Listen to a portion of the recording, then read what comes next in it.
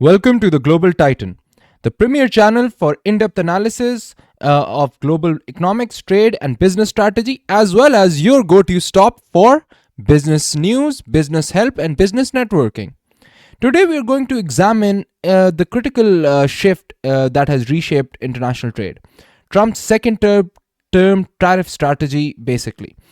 What prompted these measures from the Trump administration? What were the strategic objectives? And most importantly, how have they impacted global markets and how would they impact you if you're in any of these countries that are target of these tariffs or you're in the US itself? So, let's move on and conduct a detailed examination of these economic measures.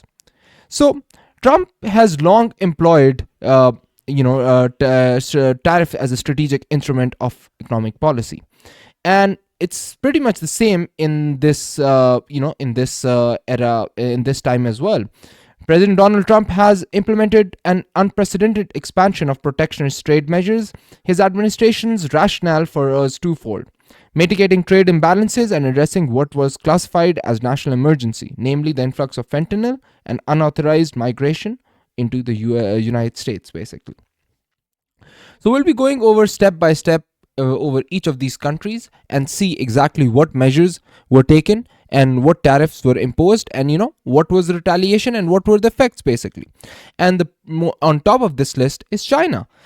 China has always been a target of Trump's tariffs in the previous term as well as in this term, and it is for multiple reasons, but in particular, I think, other than the rationale that you can see here, which is fentanyl precursor chemicals that are being sent to Mexico, Mexican drug cartels which are using those chemicals to actually create fentanyl.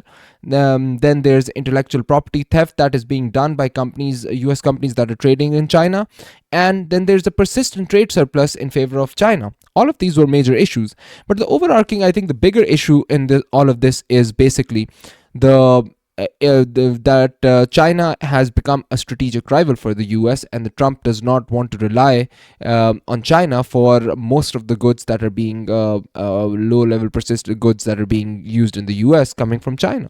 So he wants to change that, and the best way to change that is to change consumer behavior, and putting tariffs on China would make sure that the goods coming from China are more expensive and companies shift production outside of China. So the administration has asserted that China had failed to implement adequate controls to prevent the export of precursor chemicals to production. Additionally, concerns regarding China's persistent trade surplus with the US, intellectual property theft, and state-sponsored subsidies, particularly in strategic industries such as semiconductors and electrical vehicles, are of major concern to the US administration, and one of the many reasons these tariffs are being imposed. The policy action that was imposed by the Trump administration was a 10% incremental tariff on all Chinese imports. And the strategic objective mainly was to exert economic pressure on Beijing to take substantive action against illicit drug precursor exports while simultaneously addressing unfair trade practices.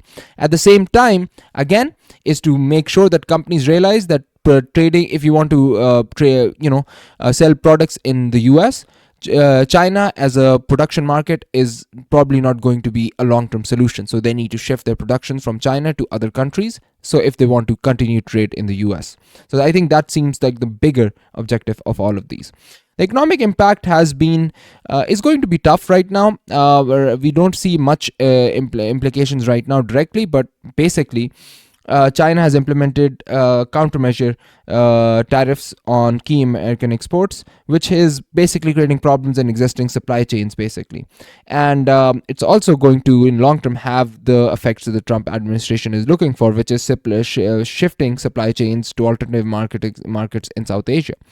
But a key aspect that we need to remember here is that China previously made it painful for the US in a certain capacity when they implemented target sanctions on US farmers exporting to China, and that might be one of the strategies they may continue to implement right now. So again, there's a lot of ifs and buts associated with it. We don't know the implications of all of this right now. Ultimately, we can just make educated guesses, and let's see what would happen in the future. The next case that we need to discuss is the Trumpian tariffs on Mexico. So the rationale behind that is that the Trump administration is contending that the Mexican drug cartels have cultivated a very, very close relationships with the Mexican government. That is why they're able to sell narcotics on a large scale level, and they're able to set such a complicated distribution system from Mexico into the United States. Furthermore, there's another concern to the U.S. administration is that illegal immigration across the southern U.S. Mexican border is a national security risk for the U.S. government, at least for the current administration.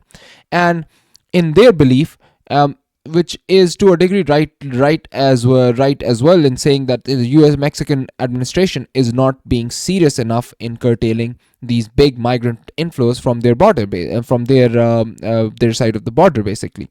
So that is one of the reasons, and these tariffs are to impose pressure on Mexico to actually take action against the large drug cartels to the US, which the US has declared as terrorist organizations under the Trump administration, and B is to stop the inflow of these migrants from the US Mexican border. And all of this feeds back to the fact that cartels are also involved in this immigration crisis on the US. So the cartels are something that the Mexican government needs to work aggressively against if they want to get these tariffs off of them.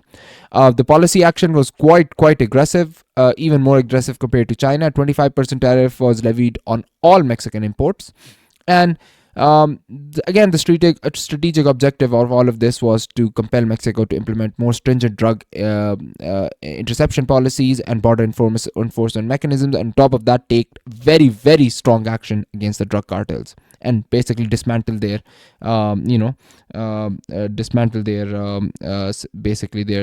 systems, basically, of distributing drugs into the US and producing drugs in Mexico.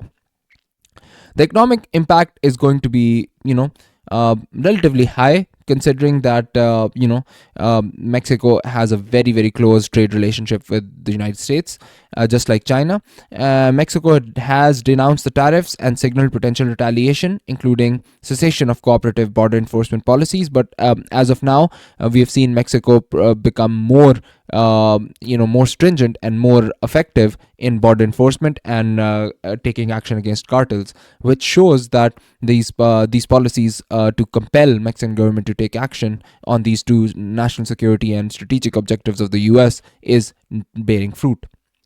Then we have Canada. Apparently, the United States' closest ally was not exempt from the Trumpian tariffs, and the Trump administration's rationale was quite confusing. At the same time, they were talking about fentanyl production and illegal migrations, just like Mexico.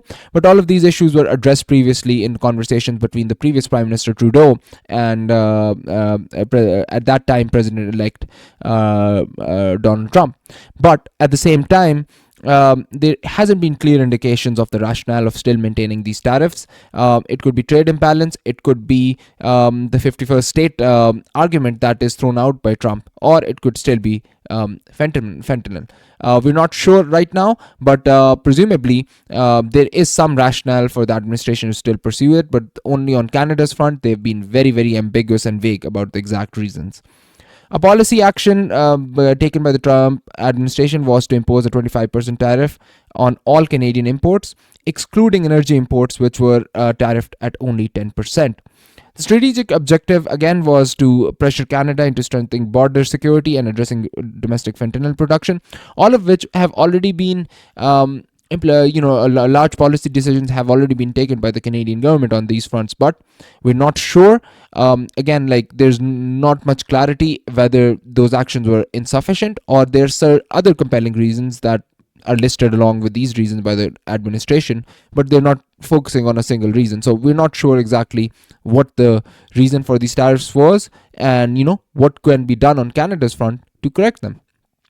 Economic impact is going to lead to massive economic disruptions in Canada, particularly in automotive manufacturing in the US and Canada, and energy trade.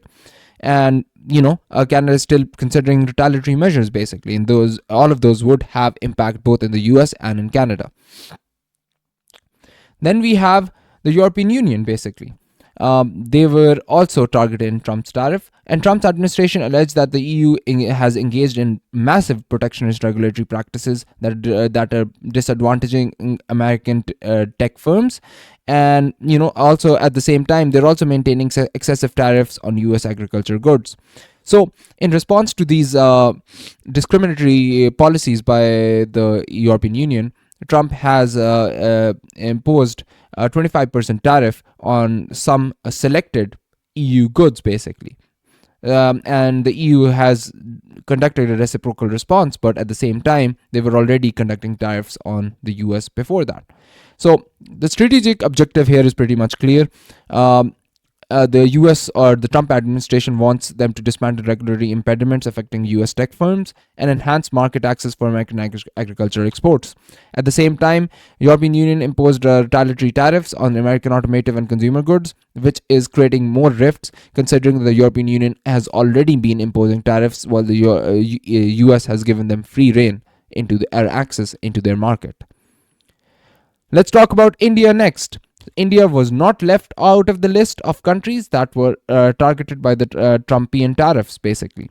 So the reasoning for India is very, very simple. India has always had elevated tariffs on US medical devices and electronic products, which has always prompted allegations of market protectionism. Trump gives an example in his previous term, and this was when he was talking in his previous term, was that India has imposed massive tariffs on an American bike company called Harley Davidson, and the CEO always mentioned this to Trump in the previous administration, and India never listened. So these Trumps are finally a coercive measure taken by Trump to force India to say, hey, if you have access to our market, you need to give us access to your market without all of these regulatory hurdles, basically. Around 25%, up to 25% tariffs have been imposed on certain selective goods in India, and have targeted Indian exports into the US, basically.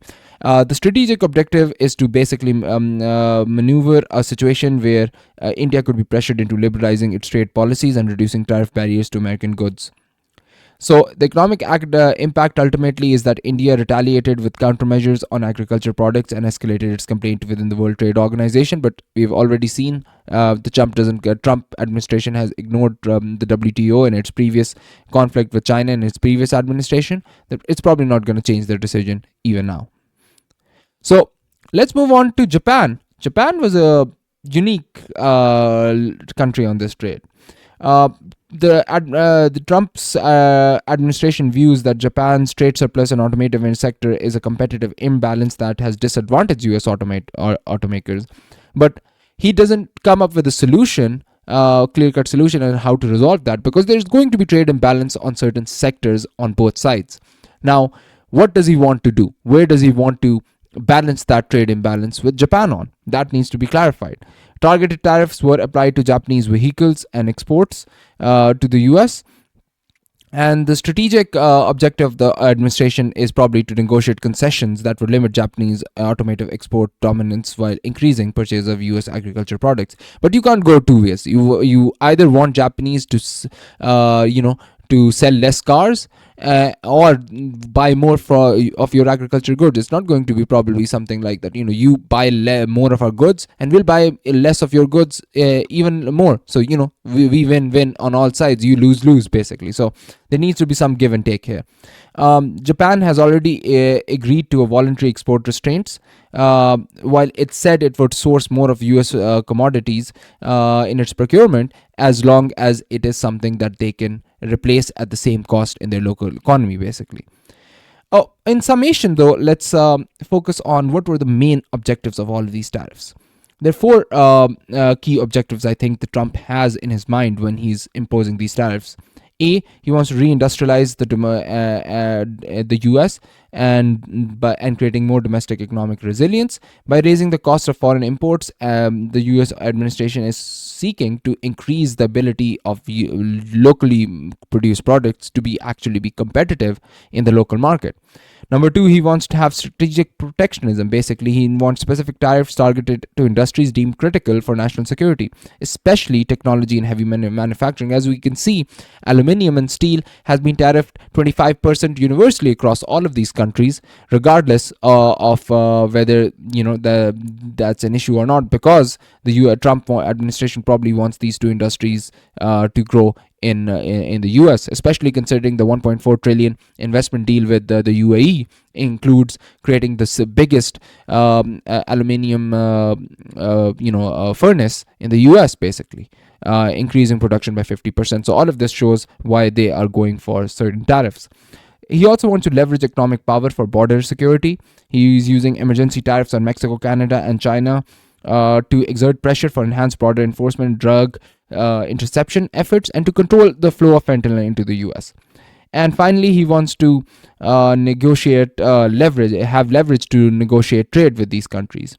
And tariff is a bargaining tool to extract concessions from key trading partners. The efficiency of these measures remains a very, very contentious subject. While certain domestic industries reap benefits, others experience rising production costs and retaliatory measures from trade partners. Economists and policymakers continue to debate whether this strategy would yield any economic gains or it would create exacerbated trade tensions. But at the same time, we must remember that we can just debate these and we can just presume something would happen. Until we see the actual effects, we can't be sure. And that's what all economists do. As the global trade landscape evolves, the central question persists: will tariffs remain a cornerstone of U.S. economic policy, or will future administrations pivot toward the multilateral trade agreements? Share your perspective in the comments. If you got any value from this video, please like and subscribe. And with that, I'm going to wrap up and see you in our next video. Thank you.